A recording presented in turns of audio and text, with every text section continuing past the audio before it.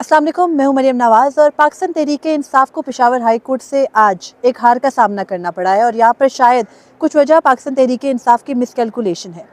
क्या वजह बनी कि पाकिस्तान तहरीक-ए-इंसाफ को पेशावर हाई कोर्ट से भी रिलीफ नहीं मिला और अब फ्यूचर में अगर वो किसी और अदालत का भी रुख करेंगे तो वहाँ पर भी उनको रिलीफ मिलने के कितने एक चांसेस हैं, इस व्लॉग में इसके ऊपर बात करते हैं। सबसे पहले ये कि सुन्नी इत्तेहाद काउंसिल के नाम से, जिसमें कि अब पाकिस्तान तहरीक-ए-इंसाफ शमूलियत इख्तियार कर चुकी है,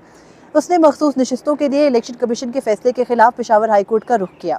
पेशावर हाई कोर्ट में 5 रुकनी लार्जर बेंच बनाया गया। पेशावर हाई कोर्ट के चीफ जस्टिस इब्राहिम खान उस 5 रुकनी लार्जर बेंच की सरबराही कर रहे थे और पाकिस्तान तहरीक-ए-इंसाफ को तवक्को यही थी कि जैसे पिछले 1 साल में किसी भी और अदालत के बरक्स उनको सिर्फ पेशावर हाई कोर्ट से रिलीफ मिला है, इस मरतबा भी रिलीफ उन्हें वहीं से मिलेगा। लेकिन पेशावर हाई कोर्ट के सामने पाकिस्तान तहरीक-ए-इंसाफ से भी ज़्यादा शायद मजबूत जो दलाइल थे वो दूसरी साइड के थे, यानी वफाकी हुकूमत के, फिर इलेक्शन कमीशन के और दीगर सियासी जमातों के वकला के। पाकिस्तान तहरीक-ए-इंसाफ के वकला ने कल अदालत में पेश ना होकर भी एक गलती की और उस गलती का खमियाजा कुछ ये हुआ कि दूसरी साइड के वकला को ज़्यादा वक्त मिला। उन्होंने अपने दलाइल दिए, उनके दलाइल में कुछ वजन महसूस हुआ पेशावर हाई कोर्ट को और इसी वजह से आज लार्जर बेंच ने सुन्नी इत्तेहाद काउंसिल को मखसूस नशिस्तें मिलने का जो इलेक्शन कमीशन का फैसला था उसको बरकरार रखा और सुन्नी इत्तेहाद काउंसिल को जो मखसूस नशिस्तें मिलने के खिलाफ उनकी अपनी दरख्वास्त थी उसको खारिज कर दिया। यहाँ पर आज समात के अंदर बैरिस्टर अली जफ़र पेश हुए। उन्होंने अपनी गुज़िश्ता रोज़ की अदम पेशी के ऊपर माफ़ी भी मांगी अदालत से और उसके बाद अपने दलाइल का बाकायदा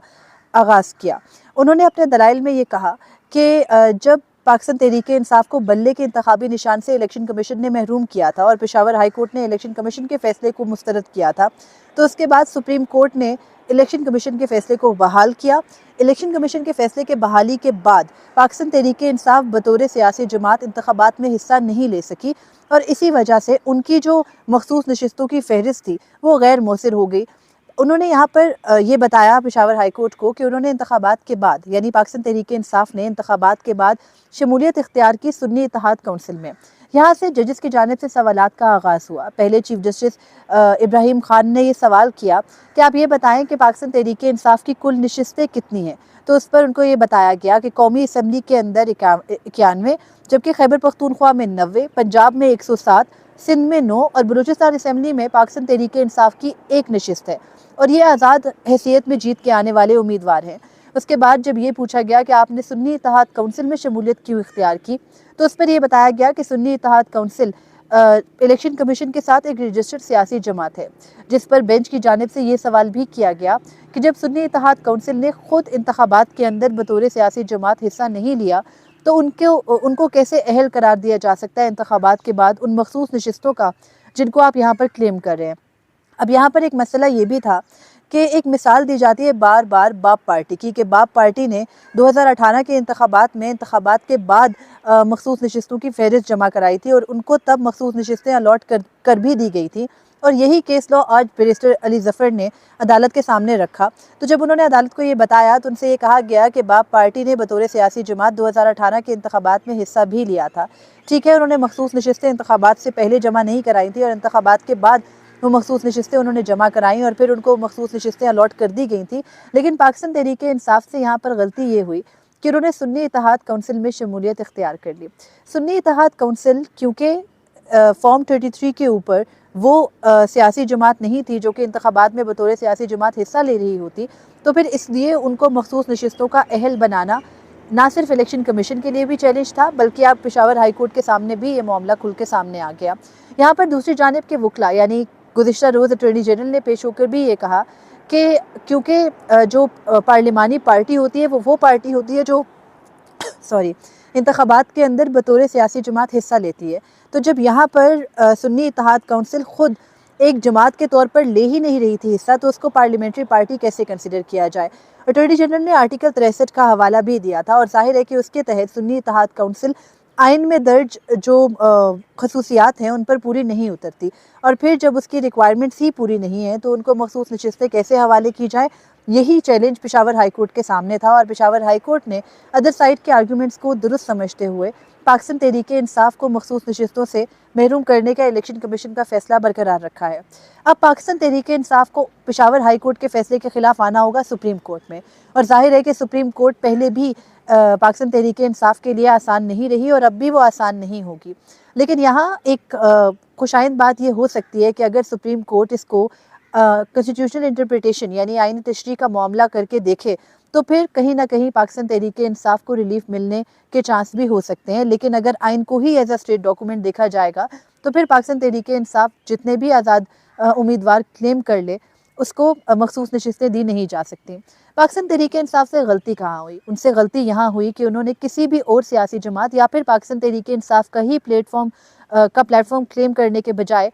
सुन्नी इत्तेहाद काउंसिल में शमूलियत का फैसला किया। सुन्नी इत्तेहाद काउंसिल का फोरम उनको शायद इसलिए सिक्योर लगा होगा क्योंकि उससे उनकी जो सियासी साख्त थी वो इतनी मुतासिर नहीं होती। लेकिन सुन्नी इत्तेहाद काउंसिल का टैग लगाने के बाद अब पाकिस्तान तहरीक-ए-इंसाफ को मुश्किलात फेस करनी पड़ी हैं और ये मुश्किलात उनकी ख़त्म नहीं होंगी क्योंकि सुप्रीम कोर्ट से भी उनको इसी तरह से अगर प्लेन रीडिंग की गई आइन की तो मखसूस नशिस्तें नहीं मिल पाएंगी। लेकिन सुप्रीम कोर्ट में चीफ जस्टिस काजी फ़ईद ईसा अगर बेंच का हिस्सा नहीं होते, और जाहिर है कि 5 रुकनी बेंच से बड़ा बेंच बनेगा क्योंकि हाई कोर्ट को ऑलरेडी 5 रुकनी लार्जर बेंच इसके ऊपर फैसला दे चुका है, फिर इलेक्शन कमीशन के भी 5 मेंबरान ने बैठ कर ये फैसला किया था, तो सुप्रीम कोर्ट में कम से कम 6 या 7 रुकनी बेंच को बैठ कर ये फैसला बैठ के ये केस सुनना चाहिए और फैसला करना चाहिए। तो यहाँ पर अब जो जजेस कमेटी है जिसके के सामने जाहिर है कि पाकिस्तान तहरीक-ए-इंसाफ की ये दरख्वास्त यानी सुन्नी इत्तेहाद काउंसिल की ये दरख्वास्त जाएगी, उसमें जस्टिस सरदार तारिक मसूद नहीं है जो कि चीफ जस्टिस काजी फ़ईद ईसा के साथ मिल के उनके हम ख्याल होने की वजह से वो बेंचेस तश्कील दे देते थे जो चीफ जस्टिस काजी फ़ईद ईसा चाहते थे। अब जो जजेस कमेटी है उसमें जस्टिस मुनीब अख्तर भी शामिल हैं, जस्टिस मंसूर अली शाह भी शामिल हैं और जाहिर है कि उसके अंदर चीफ जस्टिस खुद मौजूद हैं। तो यहाँ पर पाकिस्तान तहरीक-ए-इंसाफ मुसलसल मुतालबा करती आई है कि चीफ जस्टिस काजी फ़ईद ईसा जब से उन्होंने बल्ले के इंतखाबी निशान से मुतालिक 13 जनवरी का फैसला सुनाया है वो पाकिस्तान तहरीक-ए-इंसाफ के इन इंतखाबी उज़रदारियों के केसेस में शामिल ना हो। तो यहाँ पर कमेटी भी इस चीज़ के ऊपर अगर पाकिस्तान तहरीक-ए-इंसाफ इसको अपनी दरख्वास्त का हिस्सा बनाती है कि चीफ जस्टिस बेंच का हिस्सा ना हो तो जाहिर है कि कमेटी भी इस मामले को इसी तरह से देखेगी और फिर जो बेंच बनेगा वो बैठ के इस आइनी तशरीह को भी कर सकता है और फिर आइन में तरमीम के लिए इस मामले को पार्लियामेंट को भी भिजवा सकता है। क्योंकि पिछले 1 साल से जो मुल्क में कशमकश चल रही थी कि पार्लियामेंट मुकम्मल नहीं थी, उसके बाद हुकूमत चली गई, फिर निगरान दौर ने भी एक गैर आइनी मुद्दत मुकम्मल की, तो उस दौरान तो कोई आइनी तशरीह नहीं हो सकती थी या आइनी तरमीम नहीं हो सकती थी। तो अब ये हो सकता है कि या तो सुप्रीम कोर्ट इस मामले की खुद तशरीह कर दे या फिर पेशावर हाई कोर्ट का फैसला बरकरार रखे, और तीसरी सूरत यह है कि पार्लियामेंट को ये मामला वापस भिजवाया जाए कि आप 51D जो कि इलेक्शन एक्ट का सेक्शन है जिसके तहत मखसूस नशिस्तों की अलॉटमेंट होती है उसकी तशरीह कर लें। तो यहाँ पर इन तमाम तर मामलात को देखना है सुप्रीम कोर्ट ने। अब जाहिर है कि अल्टीमेट फोरम भी सुप्रीम कोर्ट ही था, लेकिन उम्मीद है कि पाकिस्तान तहरीक-ए-इंसाफ माजी की गलतियाँ दोहराएगी नहीं और सुप्रीम कोर्ट के सामने इस मामले को आइनी तशरीह की सूरत लेकर जाएगी और ना कि अपनी मजबूरियों का रोना रोएं कि उनके पास कोई और ऑप्शन नहीं था इसलिए वो सुन्नी इत्तेहाद काउंसिल में शामिल हो गए थे। अपनी बतौर जमात यानी पाकिस्तान तहरीक-ए-इंसाफ के तौर पर इस केस को सुप्रीम कोर्ट के सामने रखने की कोशिश करें और फिर